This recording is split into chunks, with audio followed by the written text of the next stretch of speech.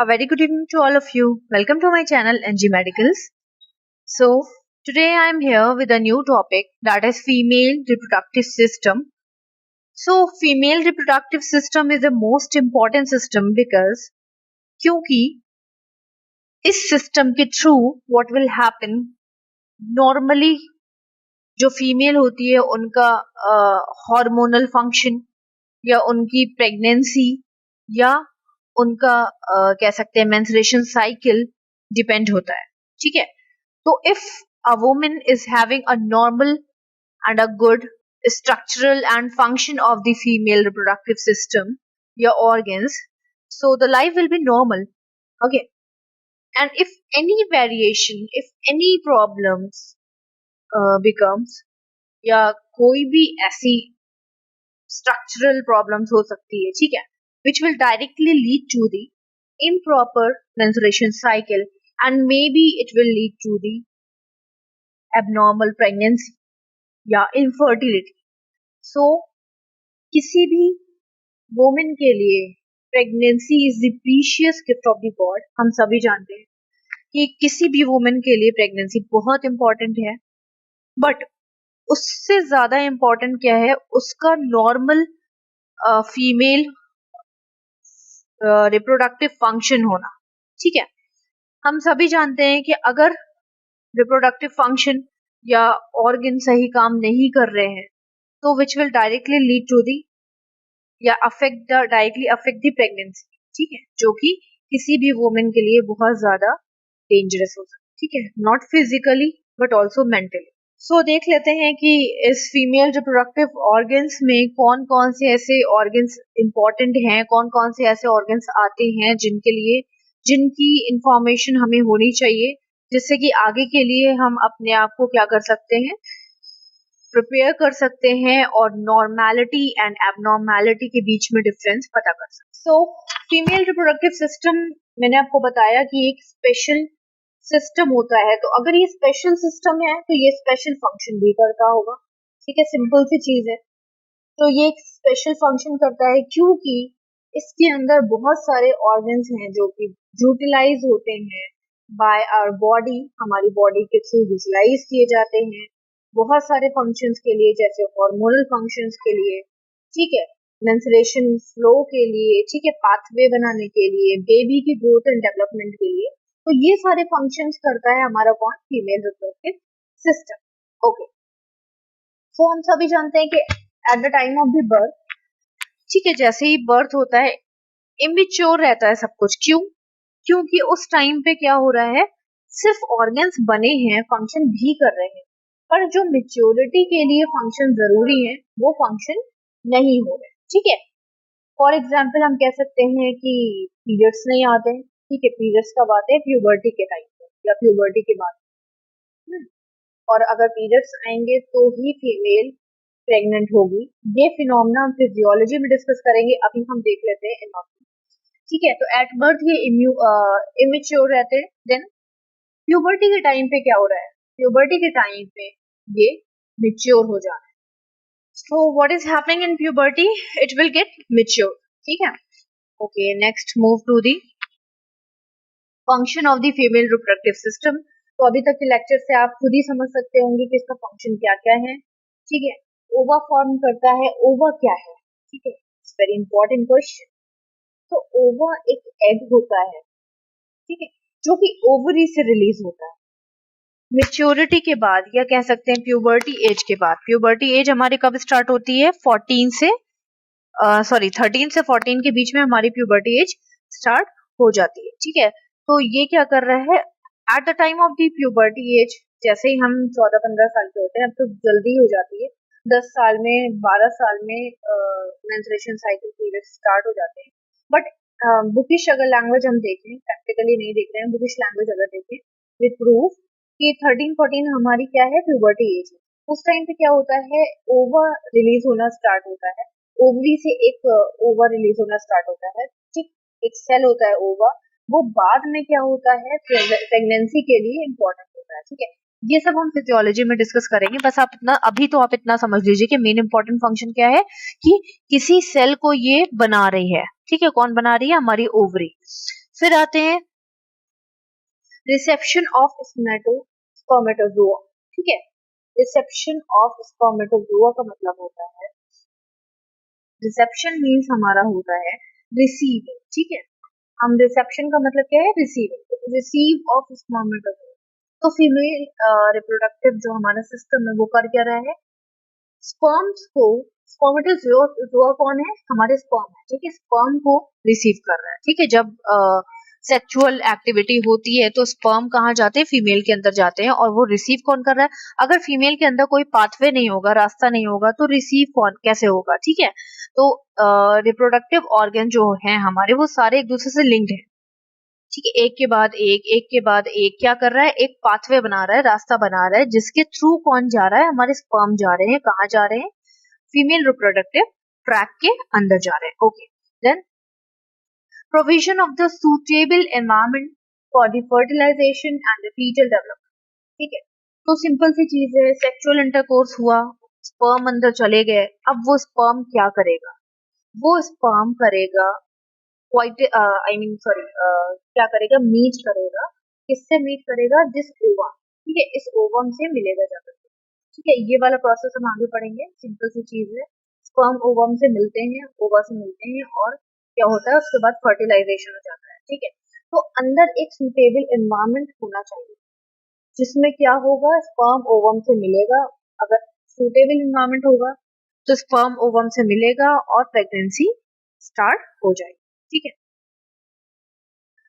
Next जो fetal development का इन्होंने बताया हुआ है, तो आप सिंपल सी चीज है, फीटल डेवलपमेंट का मतलब ये है कि मदर जब हेल्दी होती है, ठीक है, सब कुछ इंटरनल जितना भी फंक्शन है, चाहे वो हार्मोनल हो, चाहे वो ब्लड सप्लाई हो, ठीक है, कोई भी ऐसा इंटरनल फंक्शन है जो कि डिसबैलेंस हो रहा है, तो वो डायरेक्टली अफेक्ट करता है बेबी के ऊपर। ठीक है, क्यों, क्योंकि जो ब्लड सप्लाई मदर को मिल रही है वही ब्लड सप्लाई कहाँ जा रही है, फीटस के अंदर से।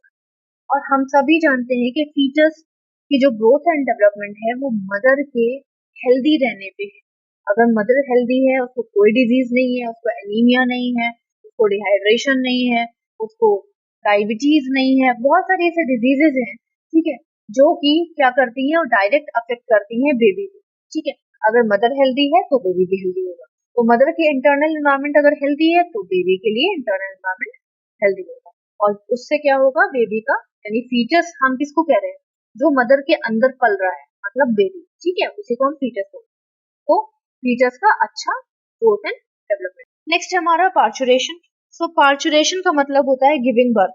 तो आप सोचिए, अगर हमारा फीमेल रिप्रोडक्टिव ऑर्गन, मैंने आपको बताया ना, एक साथ मिलके एक दूसरे को कंबाइन करके अटैच करके एक पाथवे बनाते हैं जिससे कि बेबी बाहर आता है। ठीक है, स्पर्म अंदर जाते हैं, वो पाथवे हो गया, बेबी बाहर आता है, वो भी एक पाथवे हो गया। ठीक है, तो ये पाथवे कौन दे रहा है, हमारा फीमेल रिप्रोडक्टिव सिस्टम दे रहा है। ठीक, तो पार्चुरेशन का मतलब होता है गिविंग बर्थ।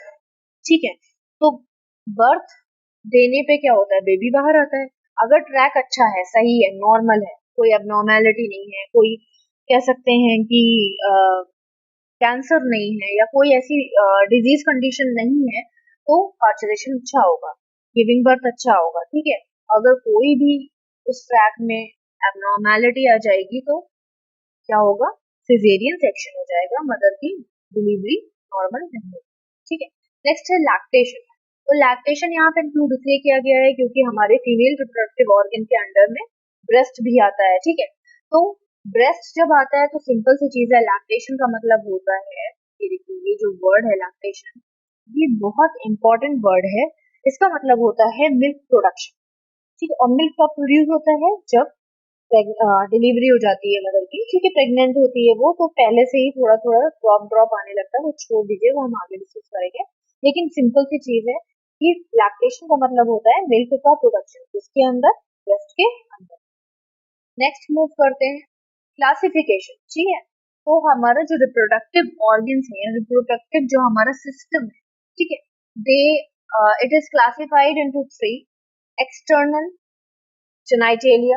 ठीक है, जेनाइटेलिया वर्ड हमने यूज किया है जेनाइटल ऑर्गन के लिए, जो हमारे सेक्स ऑर्गन है उनके लिए ये वर्ड यूज किया है। ठीक है, external genitalia, internal genitalia, and accessory reproductive organ, जो कि हमारे जेनाइटल एरिया में नहीं है बट फिर भी रिप्रोडक्टिव ऑर्गन है, ठीक है, उसको कहते हैं एसेसरी रिप्रोडक्टिव ऑर्गन।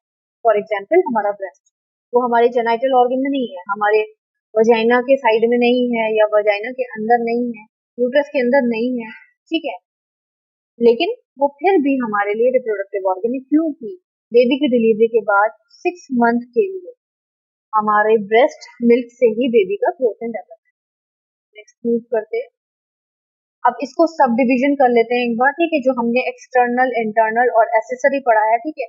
एक्सटर्नल में कौन कौन से आ जाते हैं ये देख लेते हैं। फर्स्ट ऑफ ऑल है मॉन्स प्यूबिस, पूरा डिटेल में मैं नहीं बोल रही हूँ, हम एक एक करके आगे डिस्कस करते हैं, ठीक है। तो मॉन्स प्यूबिस देख लेते हैं, ये देखिए मॉन्स प्यूबिस जो है हमारा, फर्स्ट ऑफ ऑल तो आप इस इमेज को देखिए, सिर्फ इतना पार्ट, बाकी पूरा लेवलिंग की देखने की जरूरत नहीं। ये जो इतना पार्ट, जितना भी मैंने इसको कवर अप किया है ब्लू लाइन से, ये पार्ट देखिए, इसको बोलते हैं मॉन्स प्यूबिस, ठीक है। इस एरिया में जैसे कि आप देख सकते हैं कि बहुत सारे हेयर्स हैं, और हम सब जानते हैं कि आपके कौन से एरिया में आपके हेयर्स मिलते हैं, ठीक है। उसी एरिया को, जिस एरिया में आपके हेयर्स मिलते हैं, उसी एरिया को हम बोलते हैं मॉन्स प्यूबिस मेडिकल लैंग्वेज, ठीक है।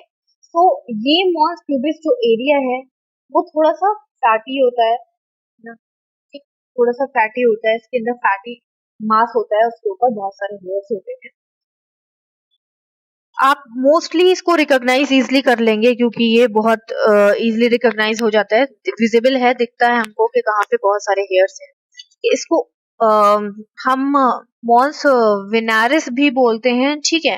मॉन्स विनारिस इसका अदर नेम है, मॉन्स प्यूबिस हो या मॉन्स विनारिस हो, कुछ भी आप बोलिए, दोनों सेम है, ठीक है।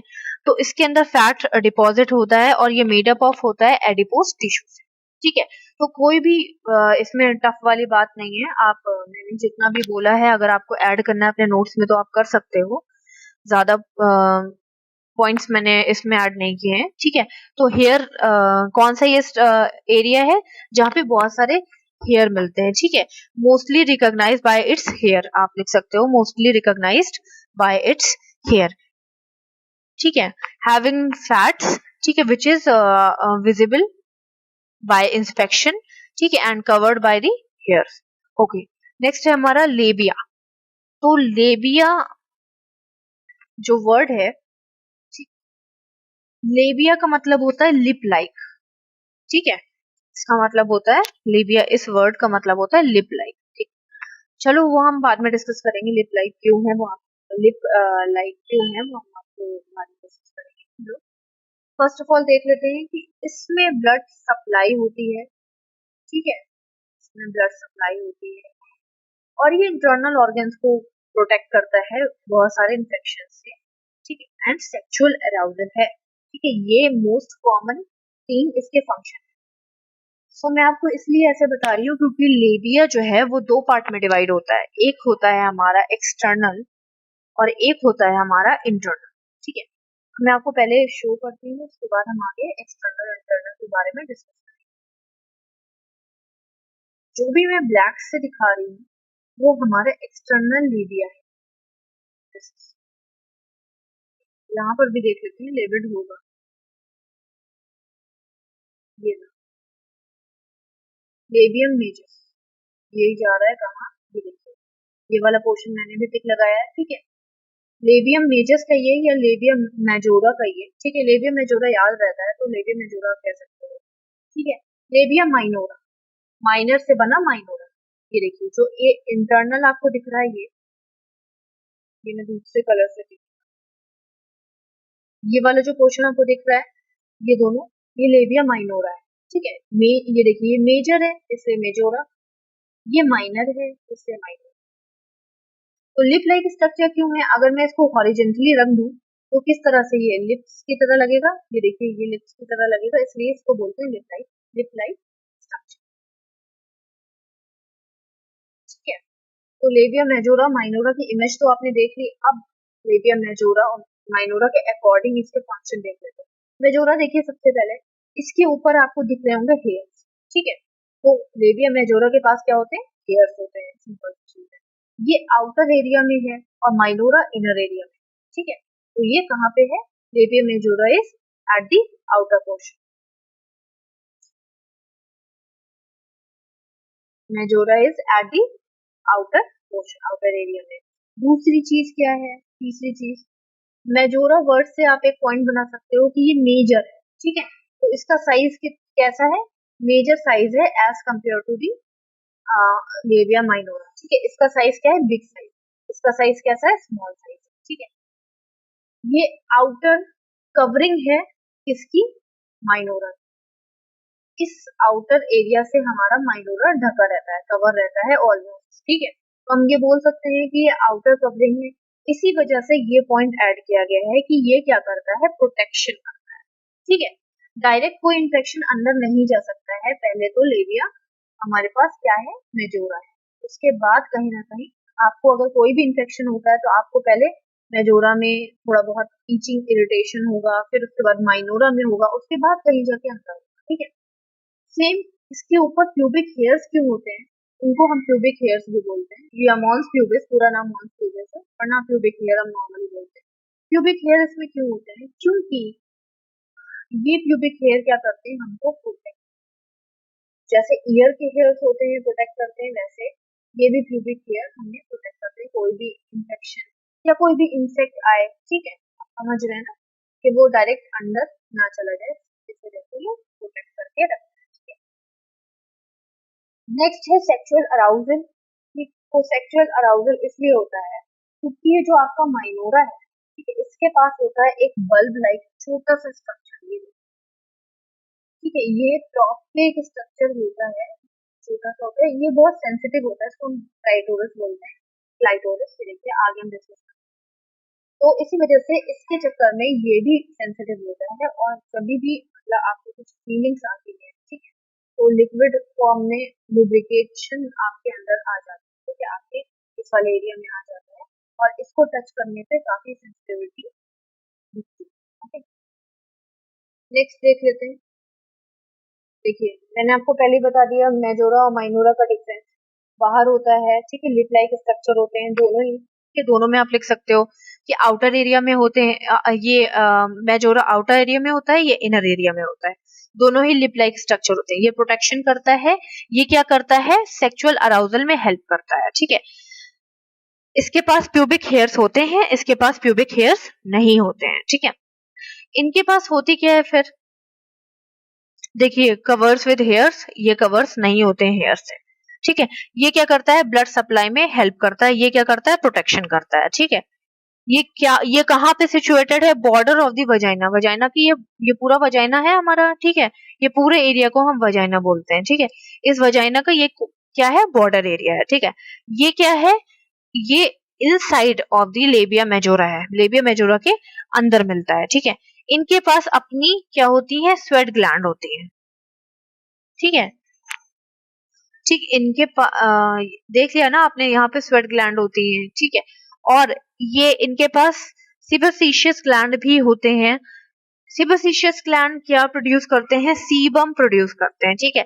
सीबम का फंक्शन क्या है कि ये हमारे वजाइनल एरिया में क्या करता है, थोड़ा सा लुब्रिकेशन, या कह सकते हैं कि उसको थोड़ा सा क्या करता है, ड्राई नहीं होने देता है, ठीक है। आप इतना समझ लीजिए कि उसको ल्यूब्रिकेट करके रखता है। अगर आपको ल्यूब्रिकेट वर्ड नहीं याद होता है तो आप लिख सकते हो कि वो प्रिवेंट करता है कि हमारा वजाइना ड्राई ना हो जाए। नेक्स्ट हमारा क्लाइटोरिस, जो मैंने आपको बताया था कि लीबिया माइनोरा के ऊपर, देखिए लीबिया माइनोरा के जॉइंट पे एक पोर्शन होता है जिसको हम क्लाइटोरिस बोलते हैं। माइनोरा की, ये देखिए मेजोरा है, ये हमारा, ये है हमारा माइनोरा, ठीक है। माइनोरा के अपर वाली पोर्शन पे जब दोनों साइड के माइनोरा एक दूसरे से ज्वाइंट हो जाते हैं, वहां पे एक प्रोट्रूड, एक उठा हुआ पोर्शन, निकला हुआ पोर्शन है, जिसे हमने बोला है क्लाइटोरिस, ठीक है। ये क्लाइटोरिस क्या होता है, सिलेंड्रिकल शेप का होता है, ओके। 2 सेंटीमीटर इसकी लेंथ होगी ज्यादा से ज्यादा, 1.5 या 2 सेंटीमीटर के बीच में होता है, ठीक है। ऊपर वाले पोर्शन में सिचुएटेड है, मैंने आपको बोला ना अबव साइड में, तो एंटीरियर अगर आपको याद नहीं रहता है, एंटीरियर पार्ट मतलब आगे की साइड, ठीक है। आप ये भी लिख सकते हो situated at above portion of the media minora, ठीक है, ऊपर वाले पोर्शन में मिलता है, और एंटीरियर एंड अबव पोर्शन में, ठीक है, आगे की साइड और ऊपर की साइड हमको मिल रहा है। देन बहुत स्मॉल होता है, इसका फंक्शन क्या होता है, बहुत सेंसिटिव होता है, इसको टच करने पे बहुत ज्यादा सेंसिटिव फील होता है, अजीब सा फील होता है, ठीक है। एंड कह सकते हैं कि फीलिंग्स भी आती है, ठीक है, लव वाली फीलिंग्स आती है। ये सारी चीजें कौन करता है, हमारा क्लाइटोरिस करता है, ठीक है। Covered by a skin called prepuce, इसके ऊपर जो स्किन होती है उसको हम प्रीफ्यूज बोलते हैं, जिसमें ब्लड सप्लाई होती है, ठीक है। ये किसको ब्लड सप्लाई करता है, ये जो प्रीफ्यूज है ये किसको ब्लड सप्लाई कर रहा है, हमारा क्लाइटोरिस को ब्लड सप्लाई करता है। तो मैं बता चुकी हूँ कि बहुत सेंसिटिव होता है, ठीक है। और जैसे ही आपको सेक्सुअल अराउजल होता है, जैसे ही आपको फीलिंग्स आती है आपके हस्बैंड के लिए आए या आपके लव वन के लिए, like love one in the sense कि आपके कोई भी लव वन है, like you are in a relationship, आपके बॉयफ्रेंड के लिए, ठीक है। तो ये क्या होता है, ये टाइट हो जाता है, इरेक्ट हो जाता है, इरेक्ट मीन्स टाइट हो जाता है, ठीक है। अच्छा, ये इरेक्ट इसलिए भी हो जाता है क्योंकि आपके अंदर, जैसे एक्स्ट्रा नॉलेज है बता देती हूँ, आपके अंदर ऑक्सीटोसिन प्रोड्यूस होने लगता है। ऑक्सीटोसिन को हम लव हार्मोन भी बोलते हैं। जब भी आपको वैसी वाली, मतलब हर तरह की फीलिंग है, सॉरी वैसी वाली नहीं, हर तरह की फीलिंग आएगी, किसी भी तरह की, चाहे वो अपने आपको अपने बेबी के लिए आए, चाहे आपको अपने हस्बैंड के लिए आए, चाहे फादर के लिए आए, चाहे मदर के लिए आए, आपके अंदर ऑक्सीटोसिन ऑटोमेटिकली रिलीज होने लगता है। जितना हाई ऑक्सीटोसिन होगा उतना ही हाई फीलिंग्स आएंगी। अच्छा, कभी आपने नोटिस किया है कि वुमेन बहुत ज्यादा इमोशनल हो जाती हैं, गर्ल्स ज्यादा इमोशनल होती हैं as compare to the boys, ठीक है। बहुत कम ऐसा होता है कि बॉयज इमोशनल हो गए तो हो गए, बट गर्ल्स ज्यादा इमोशनल हो जाती हैं। क्यों? क्योंकि गर्ल्स के अंदर ऑक्सीटोसिन ज्यादा रिलीज होता है, ठीक है। तो मैंने आपको बताया जितना ज्यादा ऑक्सीटोसिन हार्मोन रिलीज होगा उतने ही ज्यादा आपको फीलिंग्स आएंगे, उतने ही ज्यादा आपके इमोशंस बढ़ेंगे, ठीक है। So this is extra knowledge, छोड़िए इसे, बट आपको याद रहे इसलिए मैंने आपको बता दिया। नेक्स्ट देखते हैं, क्लाइटोरिस के बाद आता है हमारा वेस्टिब्यूल, ठीक है। तो लीबिया माइनोरा जो है, ठीक है, उसका जो इनर पोर्शन है उसको हम वेस्टिब्यूल बोलते हैं, ठीक है। तो कह सकते हैं कि it is form by the Livia minora, Livia minora की हेल्प से ये क्या कर रहा है, बन रहा है।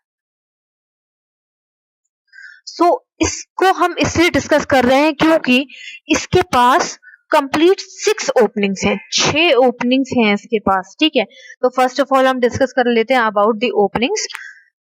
फर्स्ट है हमारा यूरेथ्रा, तो मैं पहले आपको डिस्कस कर चुकी हूँ यूरेथ्रा। एक्सक्रीटरी सिस्टम में हमने यूरेथ्रा डिस्कस किया था, इसलिए हम यहाँ पे सुपरफिशियली डिस्कस कर लेते हैं।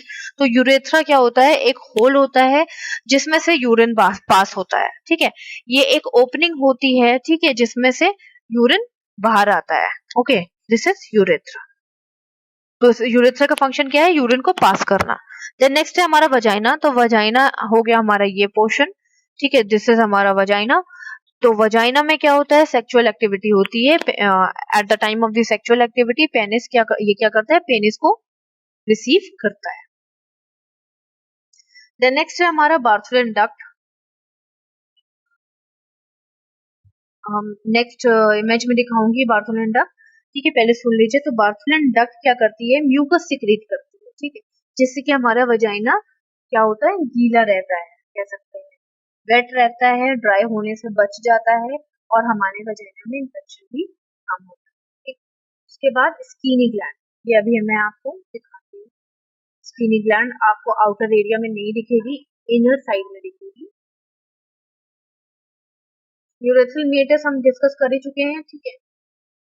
ये देखिए बार्थुलिन ग्लैंड, ये है बार्थुलिन ग्लैंड्स, जिनका, इन ग्लैंड्स का फंक्शन क्या है, ये म्यूकस सिक्रीट करती है और हमारे वजाइना को ड्राई होने से बचाती है।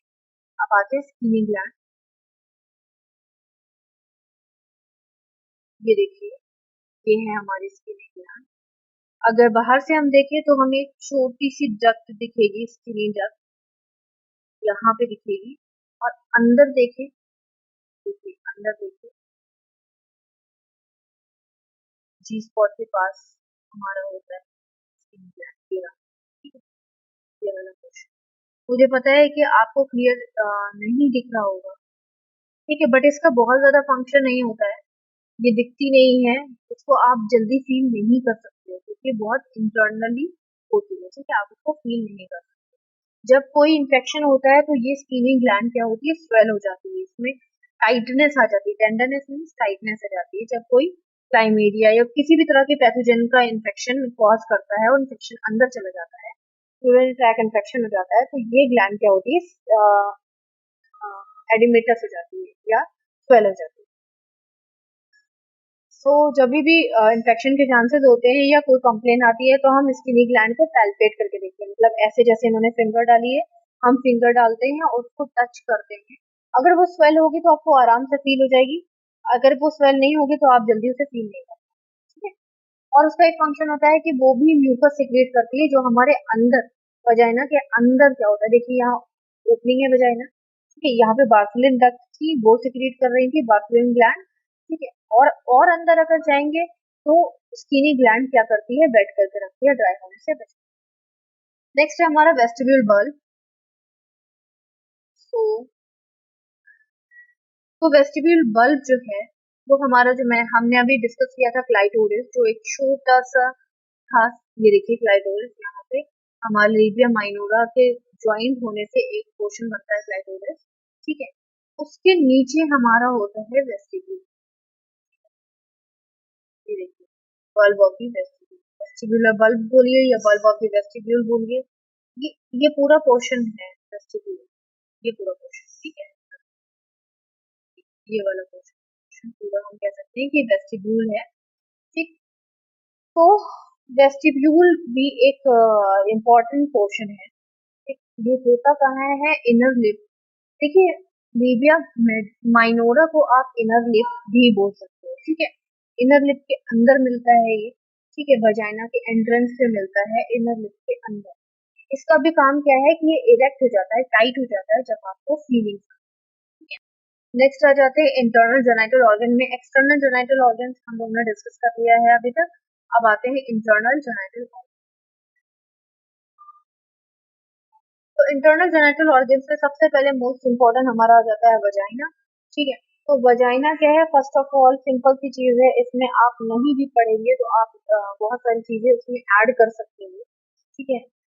क्या क्या ऐड कर सकते हो कि वजाइना एक इंटरनल जेनाइटल ऑर्गन है, फर्स्ट तो आपका यही हो गया, एक एंट्रेंस है, ठीक है, सेकेंड आपका ये हो गया, एक कह सकते हैं कि इसका फंक्शन क्या है कि ये क्या करता है, बहुत सारे काम करता है। फॉर एग्जाम्पल स्पर्म की एंट्री, ठीक है, स्पर्म को एंटर करने में हेल्प करता है, ठीक है, एक पाथवे बनाता है, ठीक है। बेबी को क्या कह सकते हैं, डिलीवर कराने के लिए एक पाथवे बनाता है। ये सारी चीजें कौन करता है, हमारा वजाइना। बाकी हम देख लेते हैं, एक बर्थ कैनाल है, क्यों, क्योंकि बेबी को डिलीवरी में हेल्प करता है, इसलिए अगर वजाइना नहीं होगा तो पाथवे कंप्लीट नहीं होता है। ट्यूब लाइक स्ट्रक्चर है, क्यों, क्योंकि वजाइना से बाहर नहीं होता है, अंदर वाले पोर्शन को भी हम वजाइना बोलते हैं, जब तक कि हमारा यूट्रस नहीं आ जाता है, ठीक है। जब तक हमारे यूट्रस की एंट्री नहीं होती तब तक वजाइना ही हमारा कंटिन्यूअस रहता है, इसीलिए ये 4 से 5 इंच लॉन्ग होता है, ठीक है, 4 to 5 इंच लॉन्ग होता है किसी भी एडल्ट वुमेन में, ठीक। पीएच इसका बहुत इंपॉर्टेंट है, हमेशा याद रखिएगा कि वजाइना के पीएच हमेशा एसिडिक होता है, ठीक है, देखिए 4 है, एसिडिक इसलिए होता है क्योंकि, अब आप सोच रहे होंगे कि भाई एसिडिक क्यों होता है, वो तो फिर हार्म करेगा, नो, हार्म नहीं करेगा। एक्चुअली वजाइना क्या करता है कि कोई भी इंफेक्शन को रोकने के लिए अपने आप को एसिडिक बना के रखता है, अपना नेचर क्या कैसे रखता है, एसिडिक रखता है, जिससे कि कोई भी एक्सटर्नल इन्फेक्शन आए और वो किल हो जाए ऑटोमेटिकली, अंदर ना जा पाए, क्योंकि जो भी इंटरनल ऑर्गन है, वजाइना के बाद के जितने भी ऑर्गन है वो बहुत ही ज्यादा इंपॉर्टेंट है। अगर इन ऑर्गन्स में कोई भी बहुत इन्फेक्शन आ गया और वो इंक्रीज हो गया और उसने पूरे एरिया को कवर कर लिया तो वो कभी भी मां नहीं बन पाएगी, इसलिए नेचर ने पहले से ही तैयारी करके रखी हुई है, उसने वजाइना को बहुत ज्यादा एसिडिक बनाया है कि कोई भी इन्फेक्शन आया और अपने आप ही किल हो जाए। सो पैसेज वे स्पर्म के लिए मैं आपको बता चुकी हूँ, एग के लिए और मेंस्ट्रुएशन ब्लीडिंग के लिए, जितनी भी पीरियड्स की ब्लीडिंग होती है, मेंस्ट्रुएशन की ब्लीडिंग होती है, वो किसके थ्रू निकलती है, हमारे वजाइना के थ्रू निकलती है, और एक ये birth canal. Relationship of the vagina देख लेते हैं, अब इस वाली इमेज में आप जरा देखिए, मैं कलर करती हूँ, ये जितना भी है आपका 4 से 5 इंच की लेंथ, ठीक है, ये जितनी भी लेंथ है आपकी, ये वजाइना है पूरा। कलर से आपको पता चल गया होगा, मैंने ब्राइट कलर किया है, ठीक है। उसके बाद आपका क्या आ जाता है, यूट्रस, ठीक है, ये आपका वजाइना, जितना भी कलर किया है वो पूरा आपका हो जाएगा, ठीक है। अब आप रिलेशनशिप इजीली समझ पाएंगे कि मैं आपको क्या बताना चाहती हूँ। फर्स्ट ऑफ ऑल, एंटीरियर मतलब आगे की तरफ, हमेशा याद रखिएगा, ए फॉर आगे, ए फॉर एंटीरियर, ठीक है। आगे की तरफ ये जो वजाइना है, अब इसके आगे की तरफ, आगे देखिए, आगे की तरफ क्या है, ये है एंटीरियर पोर्शन, ये वजाइना है। इसके आगे की तरफ ये है, पीछे की तरफ ये है, ये वाला है आगे की तरफ। तो ये क्या है, ये है आपका यूरिनरी ब्लैडर, ठीक है। तो आगे की तरफ क्या है, यूरिनरी ब्लैडर है, ठीक। अब यूरिनरी ब्लैडर और आगे की तरफ क्या है देख लेते हैं। आगे की तरफ यूरिनरी ब्लैडर है और क्या है, यूरेथ्रा है ना। ये यूरेथ्रा है जो कि ओपनिंग है किसके लिए, यूरिन को पास करने के लिए, इसको बोलते हैं यूरेथ्रा, ठीक है। ये तो हो गया आपका एंटीरियर। अब देखते हैं posterior. Posterior, P for posterior, P for पीछे, ठीक है। पोस्टीरियर पोर्शन में आप देख लेते हैं पीछे की तरफ क्या है। First of all, pouch of Douglas है। ये पाउच ऑफ डगलस क्या है, एक स्पेस है, मैं दिखाती हूँ। ये जितना भी आपको स्पेस दिख रहा है, ब्लैक से मैं कलर कर रही हूँ, ये जितना भी आपको स्पेस, ये आपको व्हाइट पहले था दिख रहा था ना, ये जितना भी स्पेस है इसको बोलते हैं पाउच ऑफ डगलस, ठीक है। ये जितना भी आपको स्पेस है, ये पाउच ऑफ डगलस बहुत इंपॉर्टेंट है।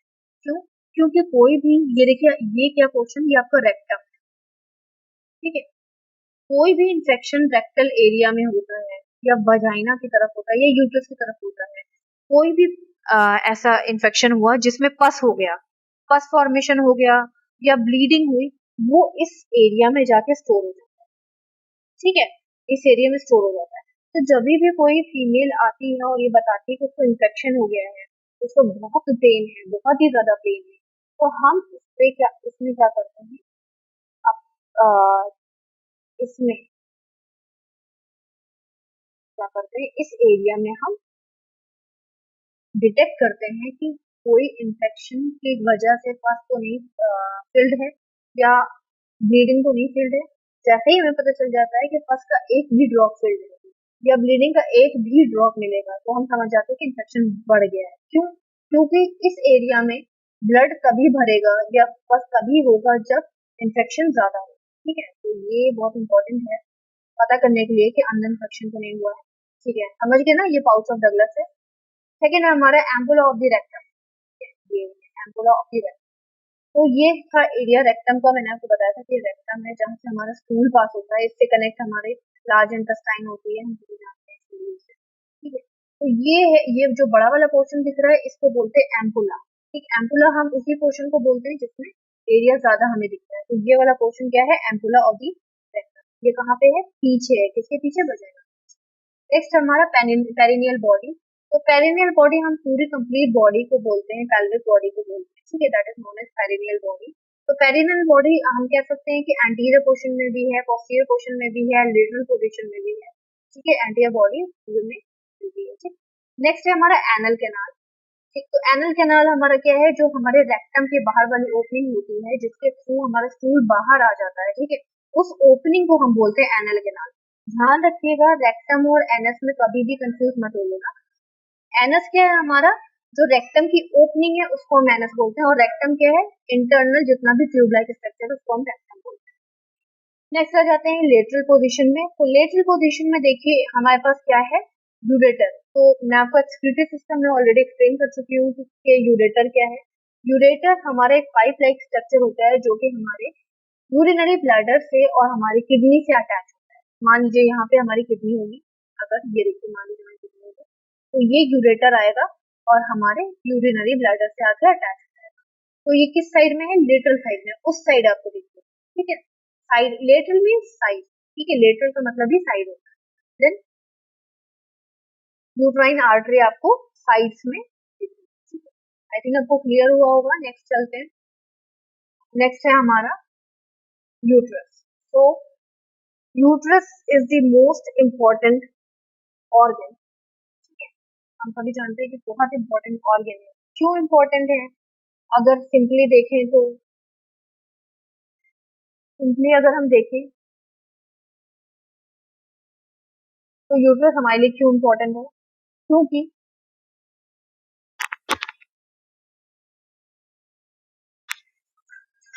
इसके अंदर बेबी का ग्रोथ एंड डेवलपमेंट होता है, सिंपल सी चीज है, ठीक है।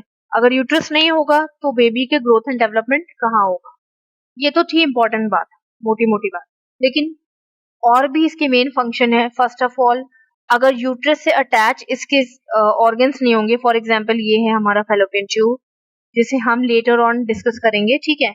ये फैलोपियन ट्यूब है, ये हमारा ओवरीज है, जिसमें मैंने आपको बताया था कि ओवम निकलता है, ओवा निकलता है, ठीक है। ओवा क्या है? एग है जो कि स्पर्म से जाके मीट करता है और एक बेबी बनाने में हेल्प करता है, ठीक है। तो ये सारे स्ट्रक्चर अगर इसके साथ नहीं हुए और यूट्रस नहीं हुआ तो कोई भी कभी भी प्रेग्नेंट नहीं हो पाएगा, ठीक है। अब देख लेते हैं इसकी बेसिक चीजें। तो फर्स्ट ऑफ ऑल ये एक हॉलो ऑर्गन है। हॉलो ऑर्गन इसलिए बोला है क्योंकि इसके अंदर स्पेस होता है, ठीक है। ये जितना भी आपको ये बीच का ऑर्गन दिख रहा है, बीच का ये दिख रहा है स्ट्रक्चर, इसमें क्या है? अंदर स्पेस है जिसमें बेबी का ग्रोथ एंड डेवलपमेंट होता है। देन मस्कुलर है, फुल ऑफ मसल से मिलके बनाया है।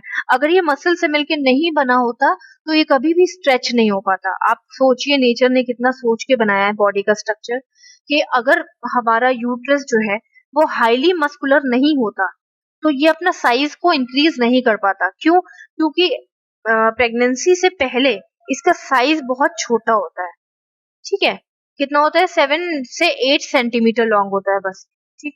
और प्रेगनेंसी के टाइम पे ये इसकी लेंथ बहुत ज्यादा इंक्रीज हो जाती है, वेट भी बहुत ज्यादा इंक्रीज हो जाता है, साइज बहुत ज्यादा इंक्रीज हो जाता है, ठीक है। वो हम आगे चल के डिस्कस करेंगे। तो मैं आपको बस इतना बता रही हूँ कि ये मस्कुलर ऑर्गन है जिसकी मसल्स बहुत इलास्टिक हो जाती हैं जब प्रेगनेंसी होती है और ये बेबी को स्पेस देने में हेल्प करते हैं।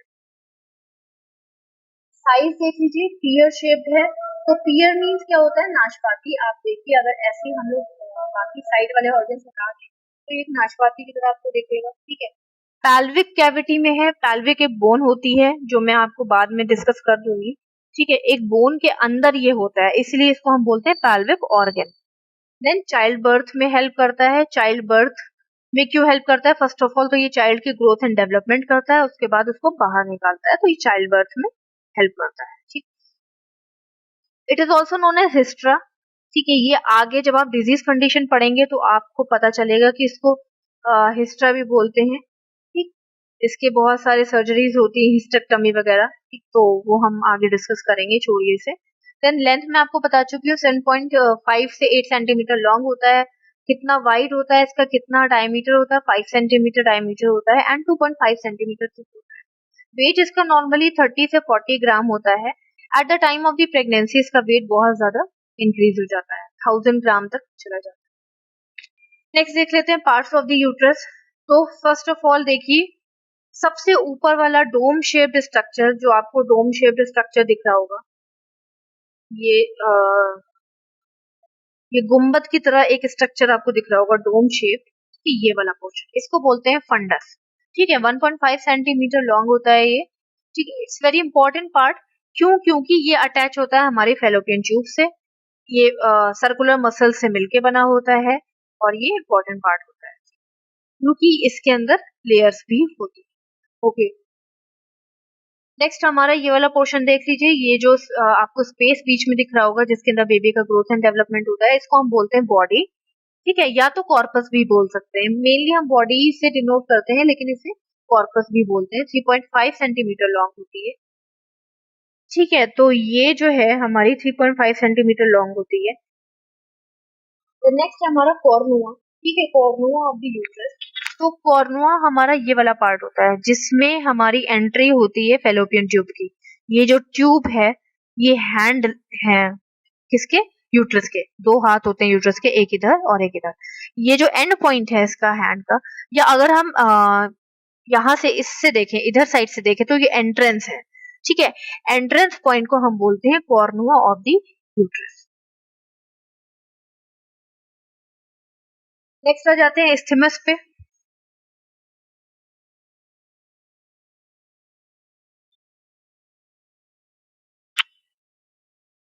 तो इस्थमस क्या है? It is a part of the fallopian tube. यहाँ पे देखिए ये वाला स्टार्टिंग पॉइंट,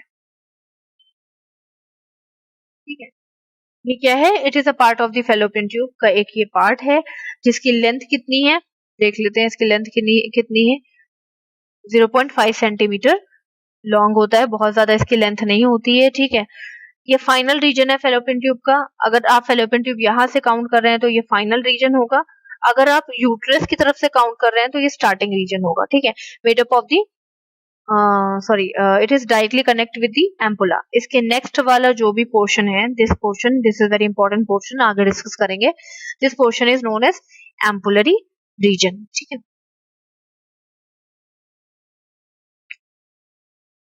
तो इसके और भी पार्ट्स हैं, हम पहले उनको डिस्कस करते हैं, उसके बाद हम सर्विक्स देखेंगे।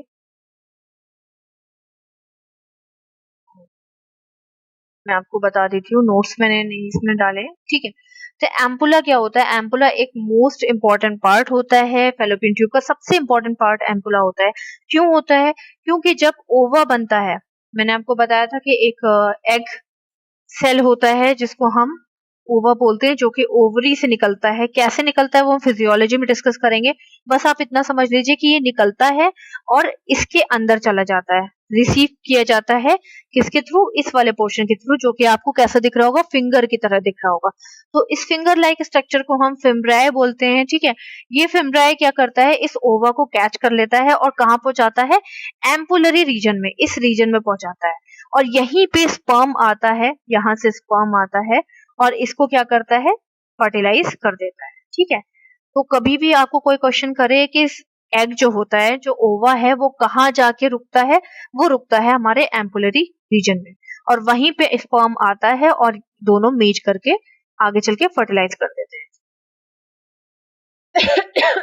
इन्फेंडुबुलम देख लेते हैं। इन्फेंडुबुलम जो है वो किसके बीच में? हमारे फिम्ब्रियाई और हमारे एम्पुला के बीच का जो पोर्शन है वो है इन्फेंडुबुलम, ठीक है। इन्फेंडुबुलम एक ब्रॉड पोर्शन होता है जो कि हेल्प करता है। इसके अंदर सीलिया मसल्स होती हैं, ठीक है। सीलिया मसल्स क्या करती हैं? इस एग को पास करने में और एम्पुला तक भेजने में हेल्प करती है, ठीक है। हाथ फिर आते हैं हमारा फिम्ब्रिया है, तो मैं आपको बता चुकी हूँ जिस तरह से अगर ये यूट्रस का हैंड है तो ये यूट्रस के फिंगर्स हैं। इन फिंगर्स का काम क्या है? एग को पकड़ना है, क्योंकि एग के पास अपना मोटाइल नहीं होता है ना। मोटाइल मतलब ये मूव नहीं कर सकता है अपने आप ही, जब तक कोई इसको पकड़े ना या पुश ना करे, ठीक है। तो इसीलिए फिम्ब्रिया क्या करती है? जैसे ही ये ओवरी के पास आ जाता है, फिम्ब्रिया इसको कैच करते हैं और ये इन्फेंडुबुलम क्या करता है? इन्फेंडुबुलम क्या करता है? इन्फेंडुबुलम उसको अपने सीलिया मसल्स के थ्रू पास करता है और एम्पुला तक पहुंचा देता है। आई थिंक आपको यहाँ तक क्लियर हुआ होगा। नेक्स्ट मूव करते हैं हमारा सर्विक्स।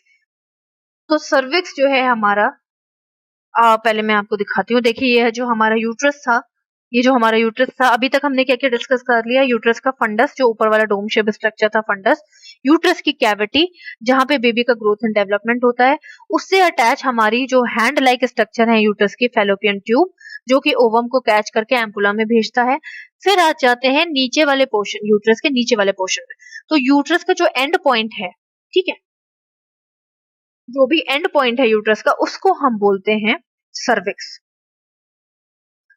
तो ये सर्विक्स जो है ये भी बहुत इंपॉर्टेंट है, बहुत ही ज्यादा इंपॉर्टेंट है, क्योंकि यूट्रस पूरा ही बहुत इंपॉर्टेंट है। तो यूट्रस का ये पार्ट है, lower portion of the uterus है, तो ये भी बहुत इंपॉर्टेंट है। तो सबसे पहले देख लेते हैं कि ये किस शेप का होता है। सिलेंड्रिकल शेप का होता है। ये देखिए, अगर हम इसको ऐसे बनाएं तो ये थोड़ा सा सिलेंड्रिकल शेप का आपको दिखेगा, ठीक है। सिलेंड्रिकल शेप का होता है, ठीक है। कहाँ मिलता है? बिल्कुल आपको पढ़ने की जरूरत नहीं है, सोचिए। यूट्रस की जो कैविटी है, ये बीच वाला पोर्शन हम कैविटी बोल रहे थे, ठीक है। यूट्रस की कैविटी के नीचे मिलता है और वजाइना के ऊपर मिलता है। सिंपल, कुछ भी आपको पढ़ने की जरूरत नहीं। यूट्रस की कैविटी के नीचे और ये हमारा वजाइना पोर्शन है, वजाइना पोर्शन के ऊपर, ठीक है। इसके पास दो ओपनिंग होती हैं, जिसको हम मेडिकल वर्ड में ऑस बोलते हैं। ये देखिए, ऑस मैंने जो डाला है ना, ऑस मीन्स होती है ओपनिंग, ठीक है। इसके पास दो ओपनिंग होती है। एक होती है वजाइना के पास, वजाइना के जो नीचे वाले सर्विक्स का जो नीचे वाला पोर्शन है, एक वहां पे होती है जो कि वजाइना में खुलती है जाकर के, और एक सर्विक्स के सबसे टॉप पोर्शन में होती है, ठीक है, जो कि यूट्रस में खुलती है जाकर के। आप समझ लीजिए, मैं अलग से बना के दिखाती हूँ। ये है हमारा, एग्जाम्पल दे रही हूँ, ये है हमारा सर्विक्स, ठीक है। इसके पास दो ओपनिंग्स है, एक ये वाली ऊपर वाली, एक नीचे वाली, ठीक है, 2 ओपनिंग्स है, ठीक है, जिसको हमने मेडिकल लाइन में क्या बोलते हैं, ऑस, ओएस, ऑस, ठीक है। तो ये ऑस जो है वो 2 हैं, एक जो है वो किस में खुल रही है, यूट्रस के अंदर खुल रही है, एक किस में खुल रही है, यूट्रस के बाहर खुल रही है, ठीक है। एक ओपन हो रही है यूट्रस के अंदर, एक ओपन हो रही है यूट्रस के बाहर। तो जो यूट्रस के अंदर ओपन हो रही है, अंदर ओपन हो रही है, आप समझ लीजिए, उसको बोलते हैं इंटरनल ऑस। जो बाहर ओपन हो रही है वजाइना की तरफ, उसको बोलते हैं एक्सटर्नल ऑस, ठीक है, क्लियर हुआ होगा आई थिंक। तो दोनों ही ऑस बहुत इंपॉर्टेंट है, क्योंकि अगर ये ऑस खुलेंगी नहीं, ठीक, तो फिर क्या होगा, बेबी की डिलीवरी नहीं हो पाएगी, बेबी को एक रास्ता नहीं मिलेगा वजाइना के तक आने के लिए और वजाइना से बॉडी से बाहर निकलने के लिए। फंक्शन क्या है, डायलेट हो जाती है, डायलेट मतलब ये फैल जाती है, कब फैलती हैं, जब बेबी की डिलीवरी का टाइम होता है तब ये फैल जाती है, अगर ये फैलेंगी नहीं तो बेबी बाहर नहीं आ पाएगा। पाथवे फॉर द स्पर्म है, स्पर्म के लिए पाथवे है, सिंपल सी चीज है, स्पर्म इसके अंदर से जाता है कहाँ, एग को फर्टिलाइज करने के लिए जाता है, ठीक है।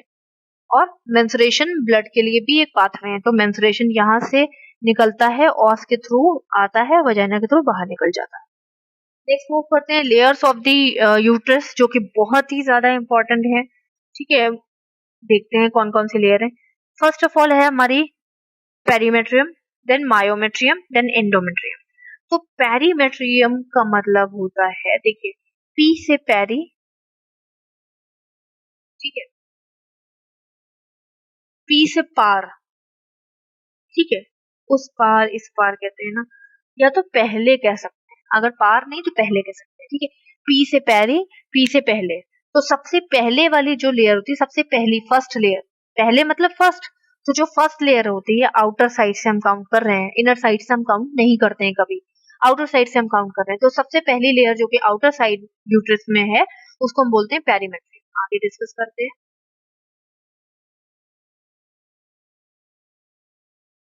ये देखिए पेरीमेट्रियम, पेरीमेट्रियम जो होती है वो आउटर मोस्ट वॉल होती है यूट्रस की, यूट्रस आगे मैं अभी वैसे भी शो कर चुकी हूँ, आगे दिखाती हूँ, ठीक है।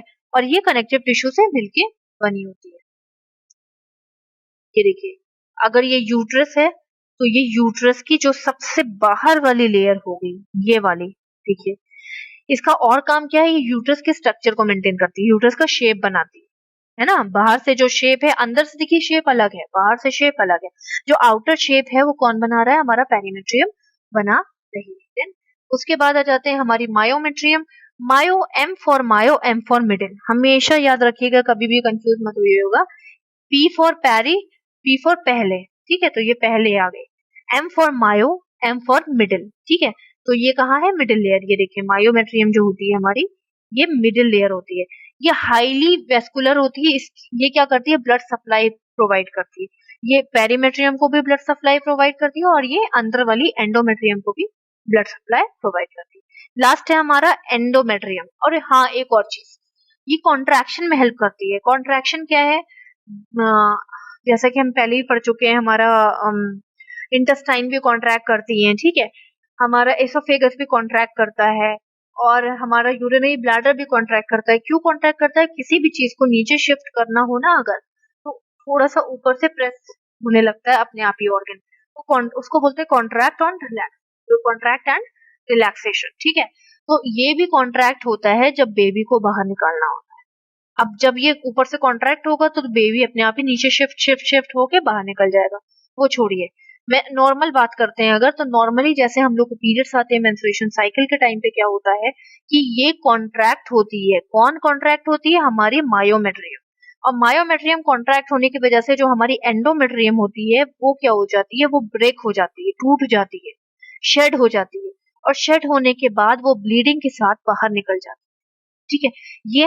ये सारी चीजें हम डिटेल में मेंस्ट्रुएशन साइकिल में पढ़ लेंगे, कोई ऐसी प्रॉब्लम नहीं है, ठीक है। तो आप इतना समझ लीजिए, जो बीच वाली लेयर है, एम से मिडिल, एम से मायो, ठीक है, बीच वाली लेयर है उसको हमने मायोमेट्रियम बोला है, उसका मेन फंक्शन क्या है, कॉन्ट्रैक्शन करना, ठीक है। और ये ब्लड वेसल्स इनके पास होती हैं और ये ब्लड सप्लाई प्रोवाइड करती है, ठीक है। जब ये कॉन्ट्रैक्ट करती है तो क्या होता है, कॉन्ट्रैक्शन होता है तो क्या होता है कि हमारी एंडोमेट्रियम शेड हो जाती है और हमारे जो पीरियड्स होते हैं वो आ जाते हैं, ठीक है, ब्लीडिंग हमारी आ जाती है। तो एंडोमेट्रियम डिस्कस कर लेते हैं कि ये लास्ट लेयर है, ठीक है, लास्ट लेयर है, ये शेड हो जाती है, पीरियड्स के टाइम पे शेड होती है, ठीक। और ये क्या करती है, जब हम प्रेग्नेंट हो जाते हैं तो ये प्लासेंटा को कैरी करके रखती है, अटैच कर लेती है अपने अंदर। यहाँ पे प्लासेंटा अटैच होता है, उससे बेबी अटैच होता है, यहाँ पे प्लासेंटा अटैच हो गया, उससे बेबी अटैच हुआ, और ये डायरेक्ट कांटेक्ट कर देता है प्लासेंटा मदर और बेबी के बीच में ब्लड सप्लाई देने के लिए। आई थिंक आपको क्लियर हुआ होगा, कुछ भी इतना टफ नहीं है। सो नहीं क्लियर हुआ है तो you can ask me in a comment box. Next आ जाते हैं फेलोपियन ट्यूब में। तो फेलोपियन ट्यूब जो है हमारी, मैंने आपको बताया जो हैंड्स की तरह होती है, यूट्रस जैसे हमारी बॉडी है और हमारे दोनों हाथ वैसे ही यूट्रस के दोनों हाथ, ठीक है, दोनों हैंड से लेफ्ट एंड साइड। तो फेलोपियन ट्यूब का एक पेयर होता है जो कि left and side both side होता है, ठीक है, 10 से 14 सेंटीमीटर लॉन्ग होता है, कोई इसमें वो टफ वाली बात नहीं है। कहाँ मिलता है आपको? सुपीरियर पोर्शन में मिलता है, superior portion of the uterus में मिलता है, ऊपर के साइड अटैच होता है, और क्या कह सकते हैं, दिस ब्रॉड लिगामेंट से अटैच होता है। यूट्रस के पास ब्रॉड लिगामेंट होते हैं, राउंड लिगामेंट होते हैं, दो तरह के लिगामेंट है। ये ब्रॉड लिगामेंट की एंड पॉइंट है, ठीक है, या तो border of the broad ligament है, ये देखिए हमारा ब्रॉड लिगामेंट है पूरा, ठीक है, इससे डायरेक्टली अटैच है कौन? हमारी fallopian tube. Next parts of the fallopian tube देख लेते हैं। वैसे मैं आपको बता ही चुकी हूँ। सबसे पहले इंट्राम्यूलर या इंटरस्टिशियल फर्स्ट पार्ट होता है, जो कि हमारे डोम शेप स्ट्रक्चर जिसे हम फंडस बोलते हैं उसी के अंदर होता है, ठीक है। इसके अंदर हमारी राउंड मसल्स होती है, ठीक है, सर्कुलर मसल्स होती है, सॉरी, ओके, और मायोमेट्रियम के अंदर होता है। 1.5 सेंटीमीटर लॉन्ग होती है। नेक्स्ट हम इस्थिमस पहले डिस्कस कर चुके हैं, एम्पुला हम पहले डिस्कस कर चुके हैं, ठीक है, 5 सेंटीमीटर की लेंथ होती है। इन्फेंडोबुलम भी हम पहले ही डिस्कस कर चुके हैं। फिर नेक्स्ट आ जाते हैं ओवरी। तो ओवरी एक पेयर ग्लैंड है हमारी, दो होती हैं ओवरी, जैसे कि हमारे क्या कहते हैं फेलोपियन ट्यूब दो थी। ये बहुत इंपॉर्टेंट होती हैं, दोनों तरफ मिलती हैं यूट्रस के, ठीक है। होमोलोगस टू दी टेस्टिस होती है, मतलब ये कि जैसा टेस्टिस वर्क कर रहा है वैसे ही ओवरी हमारी वर्क कर रही है। टेस्टिस क्या है? मेल सेक्स ऑर्गन है, वो हम बाद में डिस्कस करते हैं, ठीक है। इनका मेन फंक्शन क्या है कि एग बनाती है और एग को रिलीज करती है, यही है हमारा एग। ये हम आगे फिजियोलॉजी में डिटेल में डिस्कस करेंगे। इनका मेन फंक्शन क्या है कि बहुत सारे फॉलिकल्स बनाती हैं, एग बनाती हैं, एग को रिलीज करती हैं, फिर वो स्पर्म से जाके अटैच होता है और फर्टिलाइज कर देता है, ठीक है। साइज इनका, लेंथ कितनी है? 3 सेंटीमीटर, थिकनेस कितनी है? सॉरी, वेथ कितनी है? 1.5 सेंटीमीटर और 1 सेंटीमीटर इनकी थिकनेस है, ठीक है। लेटरल मैंने आपको पहले ही बताया, साइड वाले स्ट्रक्चर को हम लेटरल साइड कहते हैं, तो ये लेटरल पेल्विक वॉल में अटैच होती हैं, ठीक है। लेटरल पेल्विक वॉल में आपको ये मिल जाएंगी इजीली। इनके पास अपने बहुत सारे ऐसे ऑर्गन्स होते हैं, ठीक है। फर्स्ट ऑफ ऑल हम देखते हैं जर्मिनल एपिथेलियम। तो फर्स्ट जो हमारा germinal epithelium, it is made up of sorry, it is made up of नहीं, it is just outside the outer edge of the ovary, ठीक है। तो ये बाहर की एज पोर्शन में मिलती है आपको, जो ये बाहर की आपको लेयर दिख रही है, ये जो आपको बाहर की लेयर दिख रही है पिंक वाली, ठीक है, ये है हमारी जर्मिनल एपिथेलियम। अब मैं आपको दिखाती हूँ, ये एक कह सकते हैं हल्की से आपको व्हाइट दिख रही होगी, ये व्हाइट पोर्शन आपको व्हाइट बॉर्डर दिख रहा होगा, ठीक है। ये व्हाइट बॉर्डर अंदर ही क्या जर्मिनल एपिथेलियम की जस्ट अंदर उसी से अटैच एक व्हाइट आपको लेयर दिख रही होगी, ठीक है, उसको बोलते हैं ट्यूनिका एल्बुजिना, ठीक है, ये है ट्यूनिका एल्बुजिना। तो हमारी जर्मिनल एपिथेलियम जो है वो एक शेप देती है हमारी ओवरीज को, ठीक है, और ये जर्म सेल बनाने में हेल्प करती है, जो कि हम फिजियोलॉजी में डिस्कस करेंगे, ठीक है। Cuboidal squamous, simple squamous cuboidal epithelial से मिलके बनी है, और हमारी ट्यूनिका एल्बुजिना जो है वो डेंस कनेक्टिव टिश्यू से मिलके बनी है, और ये व्हाइटिश कलर की होती है, व्हाइट कलर की होती है, जो कि इसमें दिखाया हुआ है, ठीक है। नेक्स्ट है हमारा कॉर्टेक्स। तो कॉर्टेक्स मैंने आपको पिछले वाले इमेज में शायद दिखाया है, ये देखिए, ये है कॉर्टेक्स, ये देखिए कॉर्टेक्स जो है ये हमारा, ये जितना भी येलो पोर्शन आपको दिख रहा है ये कॉर्टेक्स है, उसके अंदर जितना भी ब्राउन पोर्शन है वो हमारा मेडुला है। अब कॉर्टेक्स का फंक्शन क्या है? ये आउटर पोर्शन होता है हमारी ओवरी का, ठीक, इसके अंदर फॉलिकल्स होते हैं, फॉलिकल्स कह सकते हैं, छोटे छोटे फॉलिकल्स होते हैं जो कि हमारे ओवरी को फंक्शनल करने में हेल्प करते हैं। ये हम आगे डिस्कस करेंगे, इसमें नहीं करेंगे, ठीक है। नेक्स्ट है हमारा मेडुला। मेडुला भी बहुत इंपॉर्टेंट होता है, ये हमारा मिडिल पोर्शन होता है। M for medulla, M for middle portion, loose connective tissue से मिलके बनता है और हाईली वेस्कुलर होता है। ये ब्लड सप्लाई देता है किसको, हमारी ओवरीज को। तो आप इतना समझ लीजिए कि कोई भी मेडुला हो, चाहे वो कॉर्टेक्स हो, किसी भी चीज में अफेक्ट हुआ, कोई भी इन्फेक्शन हो गया या कोई भी अफेक्टेड हुआ किसी भी वजह से किसी भी चीज में, तो ओवरीज नॉर्मल फंक्शन नहीं कर पाएंगी, क्योंकि ब्लड सप्लाई प्रॉपर नहीं होगी तो भी नॉर्मल नहीं फंक्शन कर पाएंगी। और कॉर्टेक्स के अंदर जो हमारे फॉलिकल्स बन रहे थे, जो आप अभी आगे पढ़ोगे तो आपको उनका इम्पोर्टेंस पता चलेगा, वो भी अगर प्रॉपर नहीं बनेंगे तो प्रेगनेंसी नहीं हो पाएगी। So this is all about internal and external reproductive organ of the female and accessory organ हम पार्ट 2 में डिस्कस करेंगे। तो आई थिंक आपको क्लियर हुआ होगा कि हमारा फीमेल रिप्रोडक्टिव ऑर्गन क्या है। हमारा फीमेल रिप्रोडक्टिव ऑर्गन एक बहुत इंपॉर्टेंट ऑर्गन है जो कि हमारे फीमेल जितनी भी एक्टिविटीज होती है, चाहे वो मेंस्ट्रुएशन साइकिल हो, चाहे वो प्रेगनेंसी हो, सबको मेंटेन करके रखता है। It is divided into 3, external, internal and accessory organ. External में हमने सारा बाहर वाला ऑर्गन पढ़ लिया है जो कि वजाइना के आसपास का ऑर्गन था। इंटरनल में हमने पूरा यूट्रस पढ़ लिया, उसके पार्ट्स पढ़ लिए, जैसे हमारा फेलोपियन ट्यूब था, हमारी ओवरी थी, हमारा सर्विक्स था, ये सारी चीजें, और हमारी कंप्लीट यूट्रस था, ये सारी चीजें हमने पढ़ ली हैं।